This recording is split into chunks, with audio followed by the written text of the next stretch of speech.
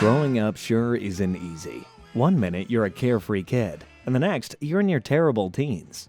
Well, if Big Mouth has taught us anything, it's that we all had to go through this super awkward stage of our lives. Netflix's 2017 smash hit is all about how puberty turns your world upside down and fills it with love, anxiety, and monsters. This underrated gem of a show doesn't get talked about enough. Well, that ends today, because we're going on a journey through the show, recapping all the most important episodes to give you the entire story of Big Mouth. Before we dive on in, there are a few need-to-knows that I will quickly cover.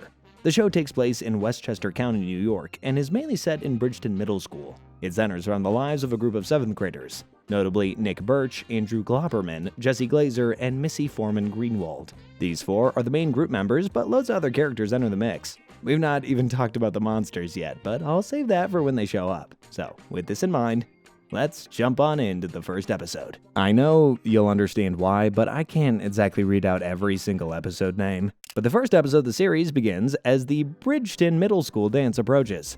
And if you didn't know, this is a pretty big deal, especially for Nick and Andrew. Although the dance is soon shoved right to the back of Nick's mind after he catches a glimpse of Andrew's junk, and it's, let's just say, more developed than Nick's. And the little guy takes a big ego hit because of it. He doesn't know whether to tell his friend and congratulate him or just to keep the weirdness to himself. But it's not all fun and games for Andrew, because while he might be blooming faster than Nick, he also got himself a hormone monster. That guy with the dulcet tones is Maury, and we'll be seeing a lot of him. Think of him as the angel and devil on your shoulder, but combined into one, and he's crazy about everything crude. As Nick hasn't had the luck of getting his own hormone monster, he has to consult... Hold on, what is this? I gotta check my notes. Oh yeah, the ghost of Duke Ellington. Old Dookie boy tells Nick that he needs some confidence, so with the dance coming up, why doesn't he just ask out an older girl? So he does, and you know what? She accepts. You asked Olivia to the dance? Yeah, what's the big deal? You said you were going with us. Yeah, but I mean, it's not like we had definitive plans. But when the big night comes, she makes a fool out of him in front of everybody. While all of that has been going on, Nick has still been avoiding Andrew, so he doesn't even have any friends there to support him. Andrew's actually having a blast. He's got a huge crush on this girl named Missy, and she asks him for a dance. Meanwhile, Jesse, a mutual friend of Nick and Andrew's, goes and finds the little guy to see if he's okay after what happened with Olivia. And as the two open up, they get a lot closer. The two end up sharing their very first, very awkward smooch. When Andrew heads to the bathroom after an embarrassing incident with Missy, he finds Nick, and the two finally clear the air, with Nick telling Andrew the truth about why he's given him the cold shoulder for the last week. So with their friendship back up and running, Nick and Andrew head back to the dance for some last-minute fun before heading home together for one of their famous sleepovers. And Nick finally meets Andrew's puberty fairy. Sorry, I mean hormone monster. The episode, Everybody Bleeds, begins with Jessie picking out something to wear. And when her mom suggests white shorts, she shrugs and goes with it. Yeah, that's definitely not gonna backfire. On the way to school, Andrew asks Nick how things are going with Jessie, but Nick clearly has no idea what the relationship actually is. At school, everybody's buzzing about the big field trip to the Statue of Liberty, and as they gather, Matthew swoops in and asks Nick what's going on between him and Jesse.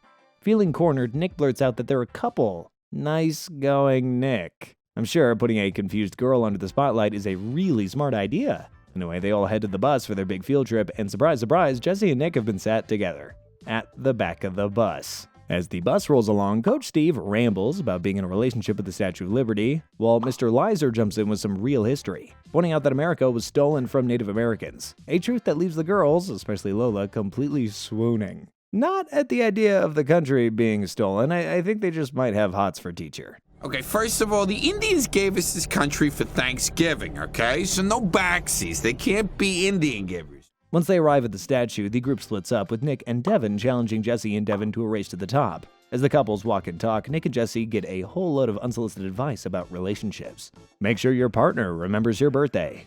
Showing you care is important, and make sure to always be open to compromise. Wait, that's actually pretty good advice. With no one left to hang out with, Andrew finds Jesse sitting quietly away from Nick and the others, so he goes over for a little chat. As he approaches, he notices a red stain on her seat and points it out to her. And yeah, I know you guys don't need me to say it, but this is the moment that Jessie starts her period, which makes the white shorts a particularly awful choice. Caleb tries to intervene as he knows what's going on and pretends the stain is actually from some strawberry ice cream that he'd spilled. It gives Jessie enough time to bolt to the bathroom to clean herself up. But there's no toilet paper. In a total state of panic, Jessie calls for Andrew's help, and the poor boy doesn't take it very well. The next episode, titled Am I Gay?, opens up with Nick and Andrew watching the trailer for Paul Bunyan, New York City, starring The Rock, and Andrew gets excited to buy tickets for the two of them. But Nick awkwardly lets him know that he's actually planning to go see it with Jesse, since they're dating now. At home, Andrew watches the trailer together and gets a surprise. Andrew insists he's into girls, but after taking Maury's weird gay test, he starts to question everything. Nick and Jesse, meanwhile, go out to dinner at a fancy restaurant, but their date is painfully awkward. It's full of long silences and weird small talk about fluoride and fruit snacks. Real riveting stuff. Jess heads to the bathroom, where Connie, Jesse's own hormone monster, tells her that this whole relationship thing with Nick is wrong, and she pushes her to end it. So after the dinner, Jesse breaks up with Nick in the kindest way possible. Nick is really confused. He thinks they're just becoming friends who date. Oh man, we've all been there, man. It's okay, we've been there. He brags about the new friendship at dinner with his family, only to be mocked by his older brother Judd, and hit with the crushing news from Leia that Jesse dumped him. Just like she did to her last ex, who famously lit himself on fire. What? Did she say just be friends or just be friends? Is there a difference? Oh, rip that little bitch to shreds. What? At school, Andrew asks Matthew for advice about being gay. Matthew says it makes sense since Andrew's terrible at being straight and tells him he gives off strong Air Force to IBM condo guy energy.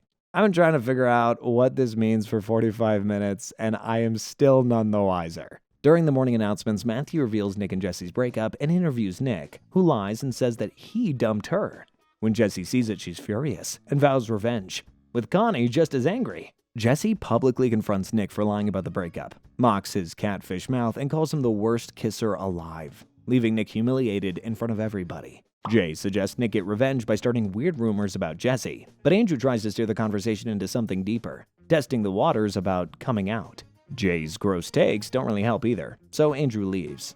Later, he visits Duke Ellington's ghost for advice. Duke introduces Andrew to historical gay icons like Freddie Mercury and Socrates, who lead Andrew into a musical number about being proud and out. Andrew comes to school ready to come out to Matthew, but immediately suggests Nick as his boyfriend. Maury warns him that confessing to Nick could ruin their friendship. When Nick hears about Duke about Andrew's confusion, he meets him to talk, and even kisses Andrew to help him figure things out. I guess that's what friends are for. Andrew feels nothing and realizes he is not gay, just really big into WWE. A steamy romance novel called The Rock of Gibraltar starts making its way around the school in the next episode, and it grabs the attention of pretty much every girl who touches it. Missy reads it first and is instantly hooked, and soon Jesse and Leia are fully locked in too. Even their moms can't put it down, which tells you everything you need to know about how this book is hitting. Meanwhile, the boys are completely baffled about why everybody's suddenly obsessed with this dumb love story. For Jessie, though, the book sparks something deeper. It's the start of her exploring her own desires. With Connie cheering her on, she starts thinking about what she wants, not just what she's supposed to want, if you catch my drift. It leads to one of the most famous moments in the show, too, where Jessie talks to herself downstairs. Nick, meanwhile, is curious and a little intimidated by how into the book everybody is, so he decides to read it too. He doesn't fully get it, but he's trying. Forevermore. I want you. Okay, thanks, that's it. Thank you, Gustavo. Nick. Thank you, Nick. Andrew, on the other hand, is fully lost. He can't wrap his head around the idea of girls having their own desires, and when he turns to Maury for answers, Maury's got nothing useful to offer. He's stuck in his own outdated views and unhelpful desires, which only makes Andrew more confused. I mean, the guy is talking to a massive hairy monster about human women. What does Andrew expect? At home, the book's effect spreads to the adults. Nick's parents, Diane and Elliot, end up getting unexpectedly influenced by it, leading to some awkward family moments, to say the least. Which brings us nicely to the next episode, Pillow Talk. This episode isn't really important, but I can't not at least mention it. It's easily one of the weirder ones in the whole show. Jay's pillow gains sentience, and the pair begin a proper relationship. Do not ask me how, and do not ask me why. It's just how it is. Then it's revealed Pam, which is the name of the pillow, is pregnant, and it's actually Jay's brother that is the father. Ew. Instead of staying with Jay and working things out, though, Pam leaves and takes their son Scorpion with her. Put a rubber on, Junior. I got athlete's foot all over me. Oh, I don't care. One bit. Ooh, you're already wet. I genuinely don't think I've watched anything more strange. What is going on? The next episode we'll be covering, The Head Push, begins with Leah throwing a party and everybody's invited, including all the high school theater kids, which instantly overwhelms Nick. Hey, Nick, I get it, man. They have 2 drinks and they'll stick the Grease Mega Mix on. Totally party poopers. Apart from the chorus of theater kids, Nick also has his eye on Tallulah, one of Leah's mysterious and confident older friends. The two actually kinda hit it off. and for a moment it seems like Nick might be stepping into uncharted romantic territory. Things take a turn though when Nick's brother Judd casually mentions that Tallulah has a reputation for certain extracurricular activities, shall we say. I'm trying to keep it PG, okay? I don't know what's going on in his head, but Nick tries to bring it up mid-conversation with her, and of course it backfires. Tallulah storms off, rightfully offended, and Nick is left reeling, embarrassed, and unsure of what just happened. He surely cannot be this ignorant. Meanwhile, Andrew and Missy have started seeing each other in the same way Nick and Jesse did earlier in the show. Things between them reach a whole new level, though, when they get pulled into a round of 7 Minutes in Heaven, which is a kissing party game in a closet. Same old Andrew, stuck in the closet. Sorry, couldn't help myself. Inside, things get steamy fast, and while Andrew is excited, he also gets nervous when Missy becomes assertive. The moment turns from playful to completely overwhelming, and both of them leave the closet confused, caught between desire and discomfort. It's messy, honest, and honestly, it's what Big Mouth is all about. We should get out of here. If we walk out now, it'll look totally weird. Well, let's just not watch. Okay, not watching. Elsewhere, Jessie stumbles into something far more adult than she was ready for when she discovers that her mom is having an affair with another woman. The shock hits hard, and Jessie starts to unravel, not sure what to do with the information, or how it fits into the chaos already going on in her life. The episode's title comes from the story of Daniel, one of the older guys at the party who's known for pressuring girls into doing things that they're not comfortable with using something he calls the head push. I do not and will not spell that out. When Nick hears about the rumor, he actually steps up and sends a clear message that this kind of behavior isn't okay. Finally, Nick. Been rooting for you this whole time. I knew you were a good guy. The episode I Survived Jesse's Bat Mitzvah gets underway with Jesse preparing for a bat mitzvah. Hey, at least we know the title makes sense. Obviously, things are far from perfect for Jessie, though. Her parents, Shannon and Greg, are constantly at each other's throats, and Jessie's caught in the crossfire. The poor girl is really going through the ringer, and it's only made worse when her special dress is, well, let's just say, not the best fit in the world. Let's just say that. And she wakes up to find a prominent pimple slap bang in the middle of her forehead. Meanwhile, Nick feels left out when Leia and Judd are grounded for throwing a party, and he's not. He confronts his mom about it, demanding to be treated like the mature man that he thinks he's growing up to be. But she isn't quite ready for the bird to leave the nest. Over at the Glauberman household, Andrew and Missy are dealing with their own issues. Their parents have forbidden them from seeing each other after discovering that they lied about going to the movies together. You see, Andrew and Missy's parents are a bit old-fashioned, so they don't really think anybody under the age of like 16 should be dating. Back at Jesse's house, the bat mitzvah is underway, and she's still bottling up the secret that her mom is cheating on her dad. The atmosphere is really tense.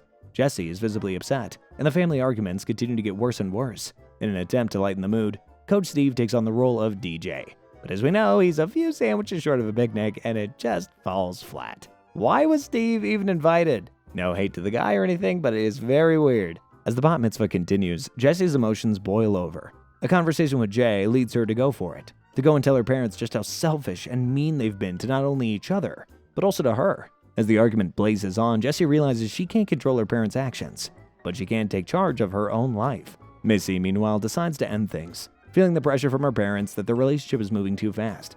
Andrew is heartbroken, but he tries to respect her decision. Aw, poor Andrew. I love you.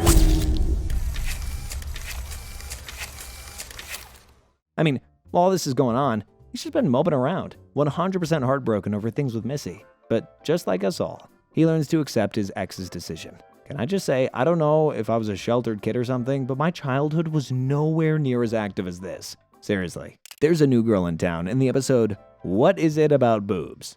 Her name is Gina, and she's the name on all the boys' lips. For 2 reasons. This leaves the rest of the girls in the school totally insecure about their own development. No one likes their boobs. I don't mind my boobs. What boobs? You're flatter than the earth, Flatzo. What? Lola! It's not an important episode, but it introduces Gina and is a big thing for the girls to experience, so I had to include it. The episode Shame Wizard opens up with Andrew having what he thinks is a private moment with Leia's swimsuit until she barges in and catches him red-handed. The horror on Andrew's face is immediate, and before he can even begin to process it, a strange new figure slithers into his life. The Shame Wizard. With a spooky accent and a talent for psychological warfare, the Shame Wizard feeds off embarrassment, making Andrew feel more disgusting by the minute.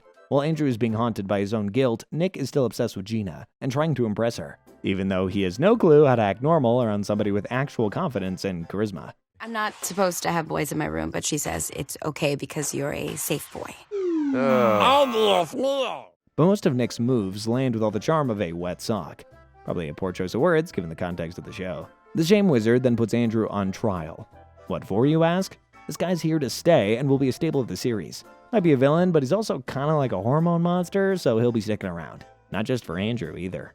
The next episode kicks off with Coach Steve at Jay's house, trying to fix a sink and stumbling headfirst into a situation that he does not understand. Jay's mom is a serious flirt, and poor old naive Steve is none the wiser. It sparks some pretty serious flashbacks to a mysterious man named Gary who used to visit his mom and do push-ups on her, which he thought were just some sort of intense exercise. I mean, I guess he's not wrong. As things escalate with Jay's mom, Steve has a meeting with his own hormone monster, Rick. I don't know what we were expecting, but that thing needs to be put out of its misery. Seriously. Steve tells Rick that he hasn't done the sex, and Rick sees an opportunity to give his human one final push towards cutting up his V-card. Meanwhile, Nick and Andrew get pulled into a double date with Devin and Lola, and it's every bit as uncomfortable as you would expect. Nick's still trying to figure out how to handle Devin, who's effortlessly cool and flirty, while Andrew gets stuck with Lola, and she's not the easiest to get along with.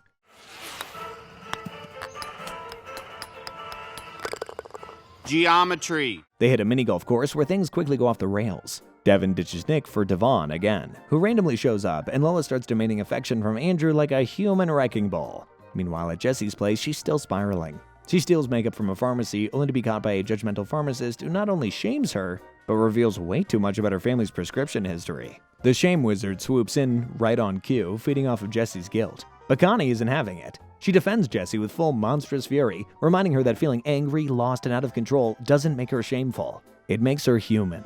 Things reach peak humiliation for the boys, though, when Lola pantses Nick on the zipline, exposing him to the entire mini-golf crowd. I've never been to a mini-golf course with a zipline myself, but knowing that this is even possible means I probably never will. His parents, who were secretly spying on the date, try to defuse the embarrassment by, well, this. But all that ends in Nick's dad in handcuffs. The real question you all have, though, is what is happening to our boy, Coach Steve? Well, he's still clueless, but as they say, if at first you don't succeed, try and try again. Eventually, Steve does do the business with Jay's mom, and let's just say Rick is one happy hormone monster. Rick retires as he's no longer needed. Now Steve has finally become a man, and it's about time too. The episode Guy Town isn't an important one, but it is the episode where we first meet Tyler, Nick's new hormone monster. So is he cool like Maury, sultry like Connie, or on death's door like Rick? Well, none of those things. Tyler is a brand new hormone monster who's nearly as fresh-faced as Nick himself, and about 1,000,000 times as annoying in my opinion. So that's awesome, we get to see him a lot. In The Dark Side of the Boob, there's a big school sleepover planned at the local planetarium, and pretty much anybody who's anyone is going. Luckily, everybody we know is tagging along, and it's come at a perfect time for Nick, who can brag to the boys about what happened to him last night. He kissed Gina. I feel like a bit of a broken record here, but while Nick is having a great time, Jessie is back on the sad train. Her parents have now filed for divorce, and, well, her mom is now dating women. There's a certain shame around what's happened to her parents, and there's a certain wizard around to feed on just that. Following her to the sleepover, the Shame Wizard creeps through the sleepover like a ghost in a bad hoodie, whispering doubts into everybody's ears. But he's really locked in on Jessie, feeding off every ounce of guilt, insecurity, and bottled up anger that she's been carrying. As the night rolls on, things only get messier, mainly because Missy is dealing with her own body image issues, feeling left behind as her friends are adapting to this weird stage in their lives much better than she is. Missy isn't really ready to grow up yet, and to combat this, she finds comfort in a stuffed maggot named Wiggles. By this time, Missy has a hormone monster of her own, and her name is Mona. She tells Missy that everybody adapts at their own pace. There's no need to rush into anything or needlessly get overwhelmed. Maybe Mona is like the only good and helpful hormone monster. I mean, the others are good, but they're kinda useless. Back in the boys' circle, Nick Swagger from Kissing Gina starts to slip as he realizes relationships aren't just about one moment. They're full of pressure, expectations, and a whole mess of emotions that he's just not ready for. You are unbelievable. In a good way or? No, not in a good way! Gina. Oh, you're never gonna get to touch your boobies again. Just like earlier in the show, though, Nick has kind of forgotten all about Andrew for a girl, and he's taken it pretty rough. I don't think he's over Missy at this point in the show, but is too ashamed of it to really tell anybody and just encourages the lingering Shame Wizard. He barges in and feeds off all the kids' gossip at the sleepover, every secret, every insecurity. The guy's just soaking it all up and becoming stronger and stronger. So strong that he breaks into song, naturally. The next episode, Smooch or Stare, picks up right where we left off with the whole gang still under the Shame Wizard's shadow, but he actually gets sidetracked with Coach Steve. With Gina giving him the cold shoulder, Nick suggests a game of Smooch or Stare to improve the mood. A slightly chaotic mix of truth or dare, but the choice is kiss or tell a secret. Maybe a little forward, but it's a sleepover after all. Things get awkward fast though, as Nick ends up partnered with Missy, and even though the kiss is unexpected, they go through with it. Now I know what you're thinking. You're probably screaming at the screen like I was. How can Nick kiss Missy? That's his best friend's ex-girlfriend. What are you doing? This breaks every code in the best friend rulebook. Andrew's obviously hurt, and who could blame him? He was already feeling left out by Nick, and now he's gone and done that. Meanwhile, Matthew and Jay are paired up, and what starts as a joke turns into a real, slightly confusing kiss that catches both of them off guard. So he's gone from pillows to humans, and I would call that a win. As the game unfolds, the Shame Wizard lurks close by waiting to see if there's a moment he can use to build his strength again. His main target remains Jesse, who's been spiraling for, the entire series. After her blow-up with Connie a few episodes back and a string of bad decisions, Jesse decides it's time to take a break from her hormone monster altogether. She tells Connie that she needs space.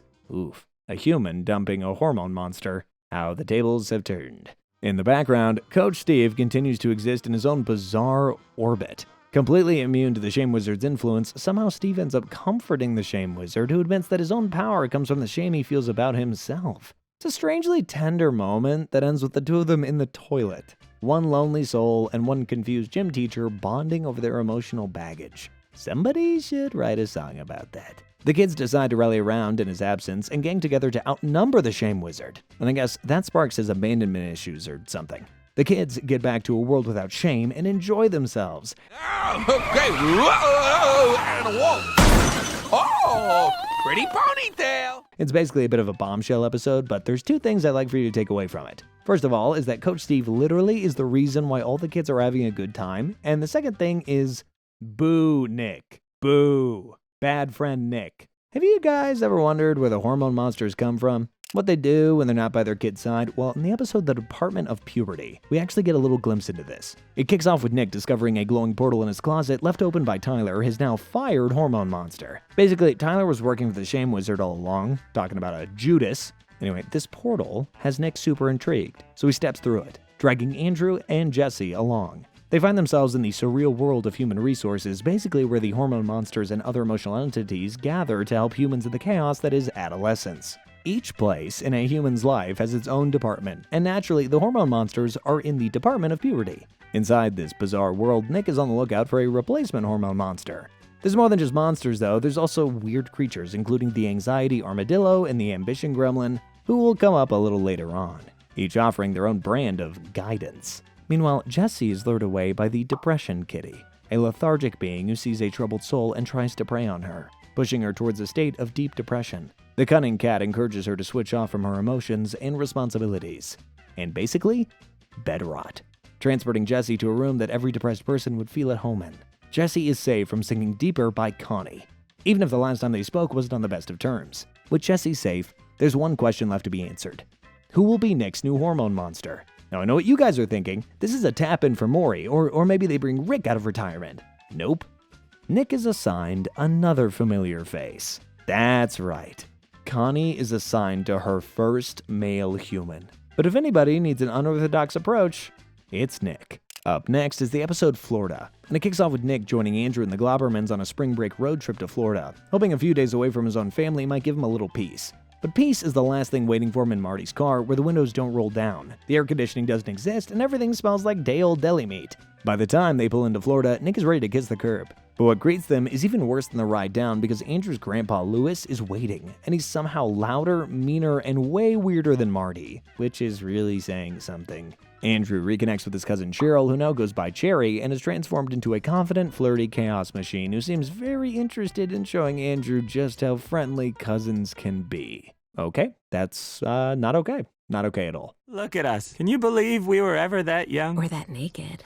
Sure, except for my bath glasses. How funny would it be if we took another bath together? What's that now? While the adults argue about politics, Cherry lures Andrew away, and then they end up full-on making out behind a curtain. Okay, that's more than not okay. That's actually pretty sick, actually. It's made even worse by Maury, who cheers him on with zero regard for family bonds or just a level of decency. Man, I thought the pillow episode was weird, but this is really giving me gray hair. Back in town, Jay realizes his entire family has left him behind during a fumigation, and instead of calling anyone or panicking, he just walks over to Nick's house and gets adopted by the Birches. Diane makes him snacks, Elliot gives him hugs, and Jay reacts like a puppy who's never been pet before. I guess this is the healthiest thing he's ever experienced, and he just never wants to leave. Meanwhile, back in Florida, everybody explodes when Sherry's dad and Marty start yelling across the table. Louis stirs the pot with a big grin on his face, and the entire family unravels just in time for Barbara and Marty to walk in on their son with his cousin. Oh my god. Barbara hits her and finally snaps, putting her foot down and declaring the trip over with before anybody ends up in actual therapy. Marty surprisingly agrees. Barbara pulls rank, and they scoop up a red-faced Andrew and bolt out of Florida before the sun sets. Your pervert son groped my daughter! Hey, only I get to call my son a pervert, yeah? Not only does your entire family now think you're a strange freakazoid, but your best friend knows you have the hots for your cousin. That is not a successful spring break. That is a new low. Going right on to the very next episode, and spring break is over with, thank God. Things are going back to normal. Well, not for Nick. He's still having to put up with Jay living at his house, and he kinda wants him out of there. But Jay's made himself at home like a stray cat. He's raiding Nick's closet, charming Diane with compliments, soaking up Elliot's affection, and Nick can barely take it. Hey, I have no sympathy for you, Nick. You didn't want your mom's attention a few episodes ago, and now she's giving it to somebody else, and you're Mr. Jealousy Pants. Now that I think of it, I bet that's the name of one of the human resource monsters. Just like Pants with googly eyes or something. I don't know, I don't write for the show. Fed up, Nick decides to march over to Jay's house and shove Jay right back in the closet he crawled out of, but what he walks into is more than chaos. Jay's brothers immediately try to beat the living daylights out of Nick until the family dog barrels in like a furry linebacker and drags Nick to safety, giving him a front row seat to the madness that Jay lives with. Not even Nick has the heart to kick Jay out now, so he swallows his pride and tells Jay that he can stay with his family for as long as he wants. Meanwhile, Andrew is fully spiraling into hormone-fueled disaster territory thanks to the stuff with Cherry, who's now sending him photos that no family member should ever send. Maury's thrilled, egging Andrew on to send something spicy back, and Andrew, terrified but curious, decides to stage a solo photo shoot in his room, and it's just as weird as you'd imagine. You're honestly a natural. Have you done this before? No, people say it's illegal. Yeah. But just like they did in Florida, Andrew's mom and dad are so embarrassed by their son when they find his pics on the family picture cloud. I totally forgot about this episode. On the other side of town, Jesse is diving headfirst into a more private kind of self-discovery mission, wondering why everybody seems to be enjoying their bodies while she's stuck waiting for something to happen. With Connie cheering her on like an overenthusiastic life coach with zero boundaries, Jesse tries everything. Sensual baths, steamy daydreams about Judd and his greasy rock star vibe, and even some failed yoga poses until Connie points her toward the bathroom cabinet and suggests that she spend some quality time with her electric toothbrush. I'm sure we do not need to go into detail, but you get the idea. Jessie learns something valuable about herself, and for once, feels like she's making progress. The next episode that we're going to be covering, Supermouth, opens up on a dark and stormy day with Caleb imagining Bridgeton Middle being struck by lightning and transforming every kid into a hormone-fueled superhero in a full-blown emotional comic book showdown. Yep, this is where Big Mouth meets Marvel. Everybody gets their own set of powers. Nick grows or shrinks depending on how big his ego is or how tiny his confidence feels, while Andrew turns invisible to lurk in the shadows, spying on everybody and waiting to strike with all the rage of a hurt best friend who thinks that he's been betrayed. Missy, meanwhile, can control the weather with her emotions. You know, crying brings on torrential rain, and heartbreak crackles across the sky with lightning. That sort of stuff. Jessie discovers that touching people forces them to blurt out their secrets, which sounds useful until it drags up something about her own life that she really didn't want out in the open. As thunder crashes outside and Caleb draws all of this chaos in full color in his notebook, the entire school splits into factions like rival camps in an emotional battle royale. How would you feel if I hooked up with Gina? Well, I don't think I'd really have to worry about that. Oh, Nick, you cocky little shit. I'm on Andrew's team. Andrew builds a following by crying foul and claiming that Nick broke the bro code by going after Missy. See? I told you. And Nick tries to defend himself but can't stop tripping over his own guilt while Missy is stuck in the middle like the human eye of the hurricane, being fought over by two boys who are way too busy with their own drama to ask how she feels about it. It's messy and magical and totally unhinged, and even though it all plays out in Caleb's imagination, the feelings behind it are absolutely real.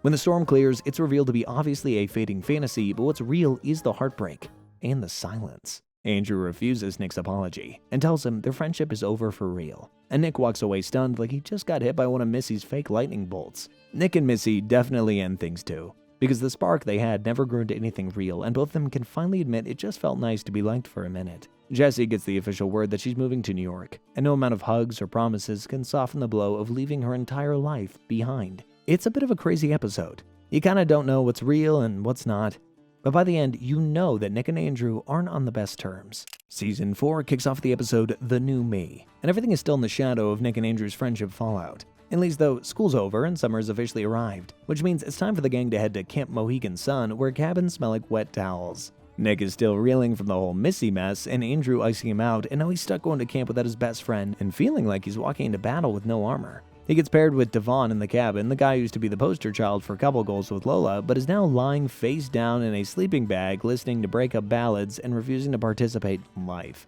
Nick tries to make it work, but between Devon's emotional void and the awkwardness of camp cliques without Andrew around, Nick starts to spiral really fast. Andrew, on the other hand, is doing everything in his power to pretend that he's moved on. He's adopted the name Globber, which is the most creative nickname or the most flattering. Andrew's got a new friend anyway, and certainly doesn't need Nick anymore. His name is Seth Goldberg, a loud and confident camper who's got enough alpha energy to power a football team. Seth tells Andrew to forget Nick, be his own man, embrace the new him. You know, more swagger, less sadness. Absolutely no crying unless it's from laughing.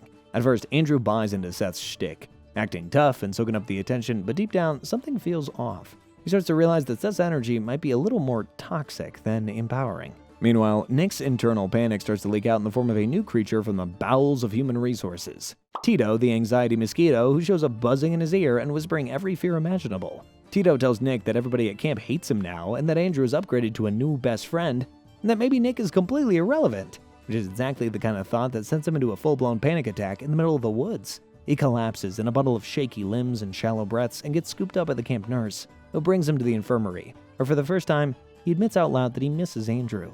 He doesn't know who he is without him. The saying is true. You never really know what you have until it's gone. Back on the other side of camp, Andrew is slowly realizing that Seth isn't a fun new friend, but more like a school bully. It doesn't happen in this episode, but in the next couple of episodes, Seth basically attacks Nick, and the whole camp joins in. Tito swarms around him and sends him spiraling. Believe it or not, Andrew having a spot of constipation is what actually brings them back together in the episode Poop Madness. It's a little graphic, so we can't show it. But yeah, Seth gets dumped and Nick is back on top. The next episode we'll be covering actually launches us 30 years in the future, where Nick is no longer a panicked teen, but now Nick Star. A lonely game show host floating through a dystopian 2052 world with more money than friends and a flying sports car as his only joyride. He's not totally alone though. He's got his very own sidekick, a robot called Andrew 3000. Everything shifts when Nick hears that Missy has died in a flying car accident, and just as the grief starts to settle, he receives 2 golden tickets aboard a secret space ark scheduled to launch the next day because Earth is basically on its last breath. Facing the end of the world alone sounds way too depressing, even for somebody like Nick who eats sadness for breakfast, so he decides to track down a +1 and lands on Jessie. In this future, she's a full-blown activist icon fighting for the little people. Oh my god. Freeze image. Zoom in. Lower. Lower still. Enhance. It's Jessie. Nick pilots his sleek ride towards Missy's funeral, where he hopes to find Jessie, but crashes on the way and wakes up inside his old childhood home, which is now the headquarters of a sex cult run by none other than grown-up Jay and Lola. Jay greets him like an old friend and then shows off the cult's activities, which include something ultra disturbing. Nick's own parents having been enslaved as the part of the whole operation, and Diane is not doing well. Nick barely escapes with his dignity intact, but without his parents, and makes it to the funeral just in time. At the service, which is emotional, dramatic, and weirdly stylish, Nick finds Jessie and tells her about the Ark, and the end of the world, and the chance to leave it all behind. Somehow, Jessie agrees to go with him, and together they slip away from the chaos hand in hand. But right in the middle of Missy's memorial, a pre-recorded message from the deceased plays, and in it, Missy drops a bombshell. She didn't die by accident. She was murdered. And yeah, there's a secret space ark, and now everybody wants on. Pandemonium explodes as mourners turn to rioters, and Nick and Jessie dodge screaming mobs and leather-clad raiders in a frantic dash to reach the launch site. That's one way to beat the line. They make it aboard just as Earth begins to crumble, and once inside the sterile sci-fi-esque ark, they try to find some connection while everything ends. They start to hook up, fumbling for intimacy as the planet dies, but Nick can't go through with it, and Jessie reveals the real reason that she agreed. It has nothing to do with Nick. She just wanted a way onto the ship so that she could blow it up in the name of the little people they're leaving behind. Jessie then hits the big red button, and as fire swallows the sky, She destroys the ship and the entire escape plan with it. Yet, like the cockroach that he is, Nick survives. Sorry. Yeah, I'm giving him a second chance. He aimlessly floats through space, in a spare spacesuit, drifting off to his inevitable death. But it's all just a dream. Turns out he didn't get much sleep the night before, and on the way to school, he just dozed off. We've just seen a nightmare-induced funeral. Now it's time for a real one. Sadly, in the 8th episode of Season 4, Andrew's granddad passes away. He and his friends gather for funeral of his beloved Zadie, but when Cherry tries it on him again, he's forced by Maury to do something really strange. He actually goes through with it, and his parents once again catch him in the act. They actually have super bad timing. But a part of me is also really glad that they saw it, I think. Remember earlier I said Jessie's off to New York? Well, she's back just for the funeral. She tries to keep calm and composed, but she misses her friends and worries that everybody she loves has outgrown her. It doesn't help that Tito pays a visit to her and starts whispering all sorts of stupid stuff in one ear while the depression kitty curls up in the other one. And just like Andrew, Jessie storms out of the chapel too. Nick sees her go, and suddenly everything from his anxiety dream starts lining up because in that future, Jessie walked out of a funeral, and he knew then and knows now that if he doesn't do something, he's gonna lose her again. Whoa, what are you doing? What? Nothing. I'm not doing anything. I just tried to kiss you. You were crying. Oh, and I forgot to mention, a few episodes ago, Connie got demoted for being Nick's hormone monster. But they've wheeled out an old legend to take her place. Andrew hides outside but is met by the ghost of his grandfather who floats in with warmth and sarcasm, telling him to stop blaming himself and also referring to yarmulkes as head condoms, which somehow makes everything better. Nick, meanwhile, catches up to Jessie, tells her the truth about the dream, about how scared he's been, and reminds her that even when the voice in her head says that she's alone, she is not. Another nice, if not very weird episode, but we should get used to this by now. In The Shane Lizard Rises, it's swimming time at Bridgeton Middle, and for once, the kids are actually feeling pretty good. Their confidence is floating just above the waterline, and they're having fun. But the Shame Wizard sees this as a perfect moment to ruin everything. He slithers back into their lives, ready to stir up insecurities and sprinkle shame across every locker room and changing stall. By the way, just to let you guys know, that isn't a mistake. This episode is actually called The Shane Lizard Rises because that's what Coach Steve calls him. Shane Lizard. God, I love that, man. The Shame Wizard reveals the legend of the Go-Gurt burglar, a scrawny kid who is somehow back in serious heat, and when his towel slips, the entire class collectively gasps, and the panic spreads like chlorine in the air. Now, all the boys are glancing down, all the girls are glancing sideways, and everybody is slightly comparing themselves to a dude who looks like he's built like a straw, but apparently blessed by genetics. Oh no! Is this the episode where I discover I don't have the perfect pussy? Yeah, well, that's what it says in the Netflix blurb. I do find it a little strange that Shame Wizard pulled that stunt, but again, gotta remember what show we're watching. As we know from the first season, Nick is pretty self-conscious about his equipment. So when someone jokingly says that he might be a little light in the shorts, and after Googling micro-penis, he has a full-on panic attack. I'm not sure what you're meant to do in this situation, but going home and trying to make things bigger down there with a vacuum cleaner is not it. But this is what Nick does. Let's just say it doesn't end well and the poor guy ends up a little bruised and battered. Andrew, meanwhile, goes down his own rabbit hole after seeing the wild forest below his belly button and decides it's time for a little landscaping. Only instead of caution, he grabs scissors and snips right through the skin. He panics and uses Nair and hydrogen peroxide, but that just sets his junk on fire and turns the hair he has left green. It's a pretty funny episode. Not super important, but plenty of good old-fashioned shame. The next episode on our list opens up with something dark and sticky slithering to life, as Walter, Nick's former love bug, finishes his cocoon transformation and reemerges not as the sweet romantic he once was, but now as a full-blown hate worm. It wasn't really worth going over the full episodes, but basically Nick gets a love bug as he starts feeling things for Jessie again. But isn't exactly reciprocated, and old Nick has to deal with his first dose of unrequited love. Walter wastes no time and immediately latches on to Nick, whose bruised ego is still stinging from Jessie's rejection. That wound festers, and with Walter whispering poison in his ear, Nick's sadness twists into fury. Meanwhile, Missy has her own storm brewing, having recently unleashed an anonymous bombshell online accusing Jessie of being a bad friend. A rumor that's now spreading through the school like wildfire. And just like Walter with Nick, Missy's given her own hate worm called Rochelle. Together, Walter and Rochelle gorge themselves as Nick and Missy bond over their shared loathing, feeding each other's resentment like it's a secret club made of bitterness. The more they hang out, the deeper they spiral, and before long their friendship becomes a warped alliance powered entirely by spite. Back at school, Andrew starts to piece things together and realizes it was Missy who started the rumor about Jessie. And when he tells Jessie, she's obviously gutted that somebody she thought was a friend would feel this way about her. I've said it before, but Jessie really is one troubled girl. The stuff with her parents, Nick, Tito, the depression kitty, and now Missy, she's barely holding it together. Before she can act, though, Ali storms across the room and confronts Missy in front of everybody.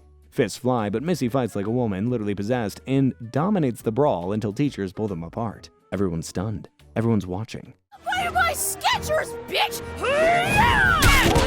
Missy, stop, please. Somebody help. Shut up. Fuck you. Eat shit. And by the time the smoke clears, Missy and Ali are both suspended. At home, Missy simmers in silence while Rochelle continues feeding on her fury, and then something horrifying happens. Rochelle fully takes over. That might look cool and everything, but those hate worms are kinda wasted potential. Missy ends up being healed when her mom and dad finally talk and listen to her. And Nick comes to his senses after causing a skiing accident and apologizes to Jessie. So after season 5, there's technically another show you should go and watch before going on to season 6. They released a spin-off called Human Resources, which is set completely in the world of hormone monsters. Shame wizards, you get the idea. As it's not the same show, we won't be covering it in detail. But where's the harm in a little rundown? Come on. Especially as there's some important stuff that goes down the show. So probably the biggest one is the introduction of Petra, the ambition gremlin. We kinda caught a glimpse of her in the Department of Puberty episode back in the spin-off, but in the spin-off, she's one of the main characters. Also, I'd remember her for later because I have a feeling she'll crop up in the main show soon. And you know Maury and Connie, they have a baby together called Montel. So now another hormone monster is going to be helping kids go through that weird time in their life. Well, Montel has to go through his own stuff first. We see a bit of that in the show. I guess that it's really, there may be one or two big things I've left off, but that counts more towards that show than Big Mouth. So with that being said, let's get into season 6. I guess we better start with the episode where Montel is born in the main show. The episode is called the Rice Purity Test, but it's only really important for seeing baby Montel. So up next is Big Mouth's answer to Freaky Friday, and basically something supernatural causes the entire town to wake up in a different body. Andrew wakes up in his dad's tired old body, stuck with back pain and a thinning hairline, while Marty finds himself trapped in Andrew's teen frame, and both of them agree to wing it, pretending to be each other for the day. Marty goes to school where he immediately abuses teen freedom and starts acting like a clueless sitcom dad, while Andrew heads into Marty's office and gets his first taste of adult autonomy. Driving, buying beer, and nobody yelling at him. Nick finds himself trapped in the fragile body of his elderly grandpa Seamus, while the real Seamus wakes up in Nick's 13-year-old body and promptly skips school to go day drinking. I mean, some kids did that at 13 anyway at my school. But not me. No, of course not. Nick is a far from good time in his granddad's body. Every joint aches and he's absolutely craving whiskey for some reason. Jessie's swap is different. She ends up swapping with her newborn half-sister Delilah, while Delilah's baby consciousness takes over Jessie's teen body and starts drooling, babbling, and this. I haven't seen him since I shattered his self-esteem and he ran into the woods. Oh my God! Oh, please, grow up. Everyone at school assumes Jessie is on serious drugs, and Lola drags her around trying to hydrate her, while the babified Jessie gets to grips with being a literal baby. Trapped, bloated, and helpless, Jessie tries communicating in Morse code to say what's going on, but nobody gets it. By the time the supernatural storm rolls in to reset everything, Jessie is desperate to be a person again. Again, I can't lie, she just keeps getting the short straw in like every episode. Does Nick Kroll secretly hate her or something? Luckily, the cult of weirdos, including Jay and Coach Steve's body, manages to conjure up the right storm, sending everybody back to their original bodies. And everything goes back the way that it was. The next episode opens up with our tried and tested Andrew waking up. He's got one thing on his mind: giving up choking his chicken. Not just for a day, not just for a week, but forever. He doesn't really say why, maybe just because he wants to feel in control. But almost immediately the fog lifts, his grades go up, and Andrew is suddenly doing extra credit for fun and showing up to class with sharpened pencils and a laser-like focus. Marty notices and even compliments him. From then on, Andrew is hooked, chasing success like it's a new addiction. And that's when she arrives. Petra, the ambition gremlin. Petra clings to Andrew and gives him a steady diet of pressure, competition, and future goals, forcing him to dive headfirst into the grind. It's not directly said in the show, but I like to think of her as like the embodiment of burnout, what it means to be a perfectionist. You get the gist. Andrew starts waking up at the crack of dawn to study extra chapters. He's got loads of irons in the educational fire. He's now working with teachers and planning high school applications with the intensity of a Fortune 500 intern. And all the while, Maury, once the king of his inner world, is being pushed further into the background, left to rot in a corner as Petra takes over the wheel. Even Nick starts noticing that something is off when Andrew ditches lunch for solo calculus drills, and Maury complains that he's starved for attention. But cracks soon start to show. He snaps at his friends, pulls too many all-nighters, and when he gets a perfect score on a test, he's furious it doesn't include extra credit. All the while, Petra is growing and growing. Meanwhile, Jessie is on her own journey into the deep end, trying desperately to be someone she's not so she can impress somebody she thinks she wants to be, Leia, Nick's cooler older sister. Jessie starts dressing like Leia, copying her slang, carrying around a book she doesn't understand just to seem like she's got it. I don't know what it is, but don't shoot the messenger. Before we eat, you want to see my big news? What? Ta-da! Oh, Jessie, put that away. It's all in vain, though, when she overhears Leia casually call her like a little sister who follows me around. Ouch. She wasn't looking for that. Eventually, it all really collapses as Jessie tries to pierce her own belly button to look more mature. Connie wraps her up and tells her it's okay, that Leia has her own problems, and that Jessie doesn't need to grow up so fast just to be loved. But Petra notices Jessie's intensity too and floats a little closer, sniffing out that ambition like a parasite eyeing its next host. But that all ends when Andrew sees an advert by Diane Lane and goes back to the dark side, if you know what I'm saying. And he and Maury are together again. There's a little gap between last episode and this one. We're now well into summer vacation, and the pressure is thick in the air as high school looms. Nick decides to make the most of the time that he's got left by throwing one last boys' sleepover to capture that sweet middle school energy one last time. Just like the good old days. But because the Birch household is packed with parents and rules, they migrate to Jay's place, which of course has no supervision and enough weirdness to fill a thing that needs weird things. I'm normally pretty good at comparisons, but I just have no words to describe this place. Andrew shows up with a sleeping bag, Jay brings snacks, and Nick comes in with a full plan to relive their childhood in one night flat, staying up till dawn with video games, dumb pranks, and the kind of energy drinks that melt your stomach lining. And at first, it's everything that they hoped for.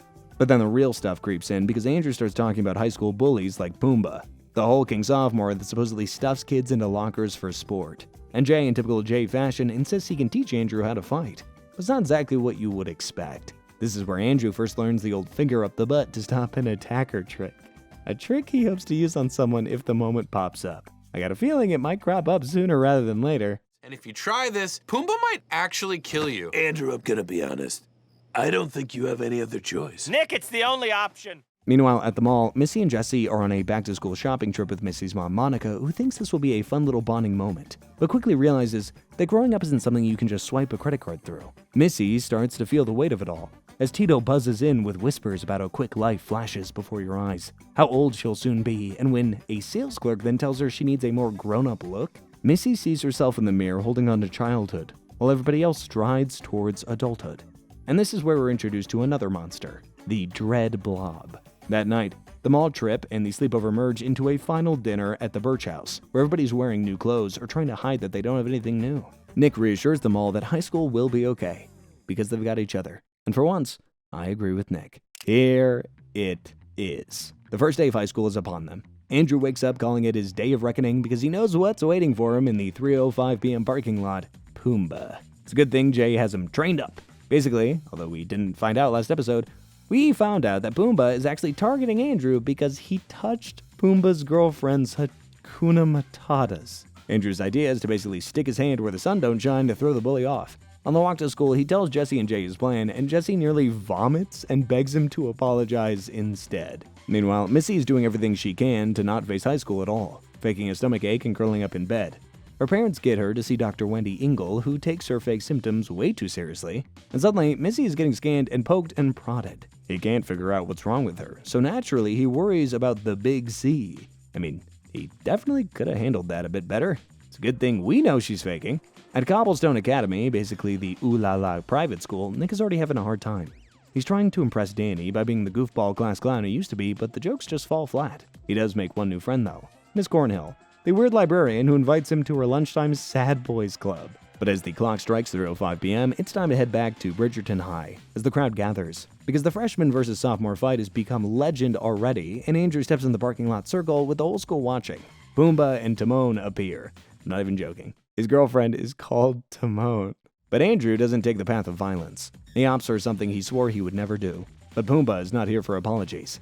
He proceeds to beat the absolute snot out of Andrew in front of everybody and leaves him face down on the pavement while the crowd slowly disperses. So much for no worries for the rest of your days. I looked inside myself and learned that what matters is... Yes! I love Pretend my hand's a dick and suck it! Do it, Andrew! Suck it!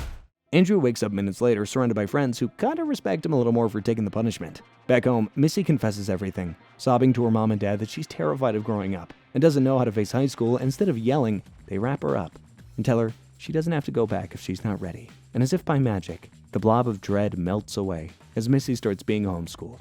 And that's it. We're up to date for now. The kids are just starting to weave their way into the world. This is the end of the season? Yeah. No. Don't go to credits. I want to know what's going to happen. Big Mouth is often weird, sometimes charming, but usually quite profound. It explores things that I know a lot of us would have liked to talk about more openly when we were at that age. Although I personally wasn't in any relationships with pillows. If I was, it would have been nice to talk about, I think. I hope you've all enjoyed recapping the mad world that is Big Mouth. I know I have. There's a new series dropping soon, so maybe we'll have to revisit the series again. So let me know down below if you'd like for us to do that. For now, I will see you next time. See ya!